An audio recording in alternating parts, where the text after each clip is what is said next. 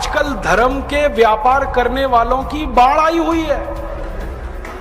हाँ, बहुत बड़ी फौज खड़ी हुई है उनकी।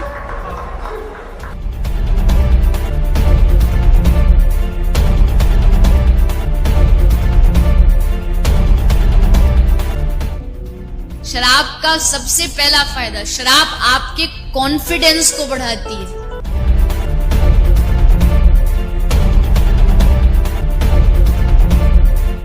इसीलिए किसी को नाचने का शौक हो पर शर्म से नाच नहीं रहा हो, बस 2 ढक्कन पिला दो। और इस रास्ते पर हमको भटकाने वाले 10-20 नहीं है, सैकड़ों लोग हैं। कि अगर इस्लाम को पूरी दुनिया अगर स्वीकार कर ले तो इसमें कोई बुराई नहीं है, तो ऐसे हिंदू धर्म को मैं तिलांजलि देता हूं। हिंदू धर्म कुछ नहीं है। और भगवान राम की जिंदगी के वो प्रसंग कभी नहीं सुनाते जो हम में वीरता पैदा करें। सूरत आपकी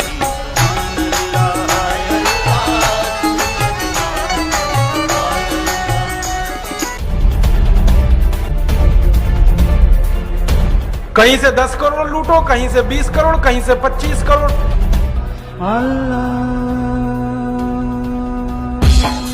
तेरी मोहब्बत दिल में है या अल्लाह, तेरी मोहब्बत दिल में है या अल्लाह।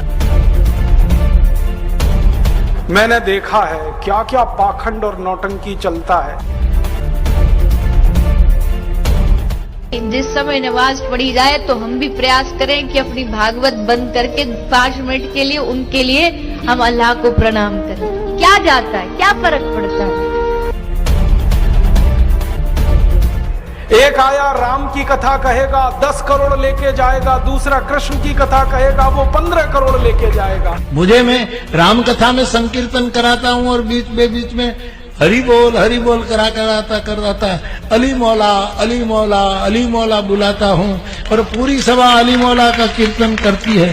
तो कई धर्मगुरु मुझे भी पूछते हैं कि आप हरि बोल के साथ अली मौला को क्यों लाते हैं।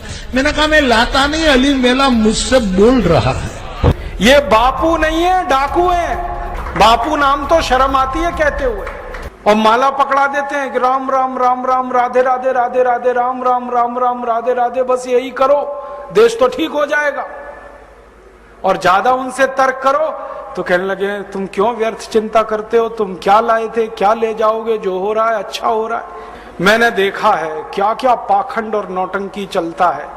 भगवान राम की कथा कहने आते हैं और भगवान राम की जिंदगी के वो प्रसंग कभी नहीं सुनाते जो हम में वीरता पैदा करें, जो साहस पैदा करें। राम की जिंदगी में बहुत सारा हिस्सा साहस का है, वीरता का है। जब 14 वर्ष के लिए वनवास चले गए राम, तो हमको सुनाई जाती है राम की जो कथा ना, उसमें कहते हैं राम ने 14 साल एक ही काम किया, हाय सीते हे सीते, हाय सीते हे सीते, हाय सीते, ये सुनाते हैं हमको।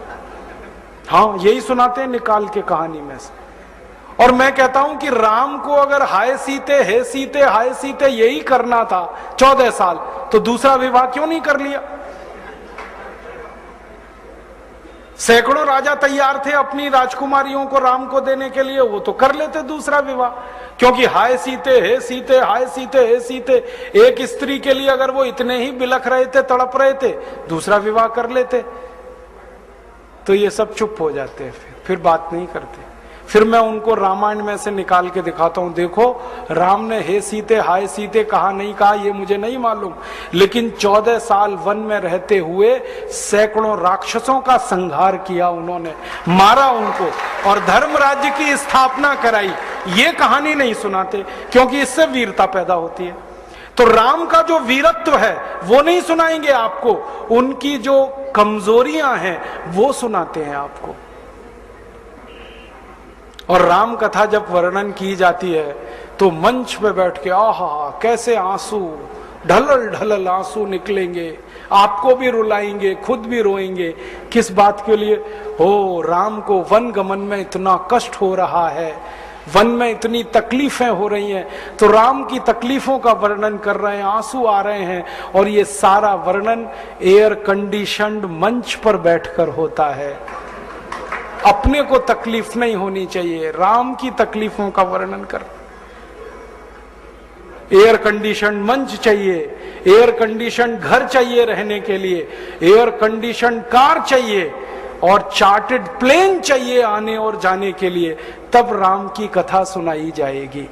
जो राम जिंदगी भर पैदल चलते रहे, जिन्होंने अपना रथ भी छोड़ दिया था अयोध्या से निकलते समय, वो राम ने जिंदगी भर पैदल चल के काम किया, और यहां एयर कंडीशन कारों में घूम घूम कर, चार्टर्ड प्लेन में घूम घूम कर राम की कथा सुनाते हैं।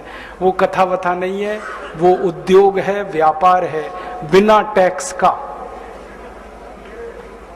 और मुझे बहुत शर्म है ये कहते हुए, समय आने पर प्रमाण से बात करूंगा कि राम कथा कहने वाले ब्लैक मनी को व्हाइट मनी करने के काम में लगे हुए एजेंट हैं, और इससे ज्यादा कुछ नहीं है। और मुझे इससे भी बड़ी शर्म आती है कहते हुए कि आप जो उनको दे रहे हैं दान के रूप में, वो पैसा ब्याज पर उठा रहे हैं वो दूसरे लोगों को, और आपके दिए हुए पैसे से धंधा बना रहे हैं अपना। फिर ऐसे कृष्ण की कथा कहने वाले आ जाते हैं, कहते राधे राधे राधे राधे राधे राधे, और कुछ कहो ही मत, राधे राधे। कंस को मारा, जरासंध को मारा, शिशुपाल को मारा, अधर्मियों को मारा, ये सब थोड़े में, राधे राधे राधे राधे बड़े में। हाँ, क्योंकि आपको कायर बनाना है ना, निर्वीर बनाना है, नपुंसक बनाना है, तो वीरता की कहानी क्यों सुनानी है?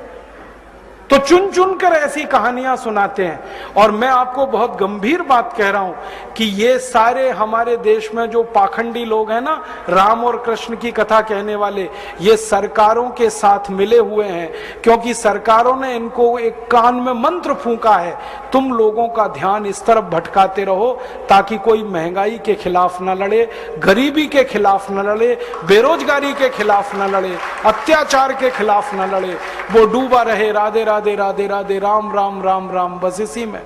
और समझाते रहो, तुम क्या लाए थे, तुम क्या ले जाओगे, क्यों व्यर्थ चिंता करते हो, जो हो रहा है अच्छा हो रहा है, आगे होगा और भी अच्छा होगा। एक रास्ता ये है। अब दो रास्ते हैं अपने सामने, एक रास्ता भगत सिंह का, ऊधम सिंह का, चंद्रशेखर का, एक रास्ता हमारे ये धर्म गुरुओं का, पाखंडियों का, जो राम की कथा, कृष्ण की कथा। मुझे बहुत ऑफर आए हैं, मैं आपको दिल का दर्द बता रहा हूं, सच में कह रहा हूं, आपसे नाम नहीं लेता। मुझे ऑफर आए कि तुम कहां बेकार भटक रहे हो, मेरे साथ आ जाओ। मैंने कहा बापूजी क्या होगा उसमें? तो कहने लगे जितना मिलता है वो डबल हो जाएगा।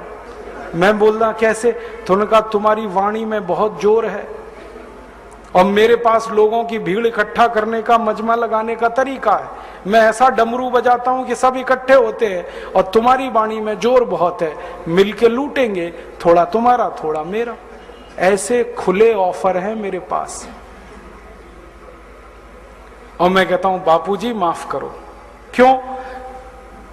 कहते तुम्हें पैसे नहीं चाहिए। मैंने कहा पैसे ही चाहिए होते तो बहुत रास्ते हैं मेरे पास, यही एक बचा है। पैसे ही कमाने हैं तो बहुत रास्ते हैं, ये एक रास्ता थोड़ी है।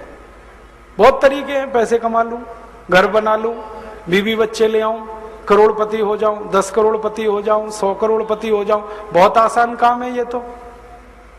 थोड़ी चालाकी हो तो सैकड़ों करोड़ बनाना बिल्कुल मुश्किल नहीं है इस देश में। फिर अंत में तो वही होगा ना, सैकड़ों करोड़ हो गए, एक दिन डायबिटीज होगी, एक दिन अर्थराइटिस होगा, एक दिन हार्ट अटैक आएगा, मैं मरने ही वाला हूं।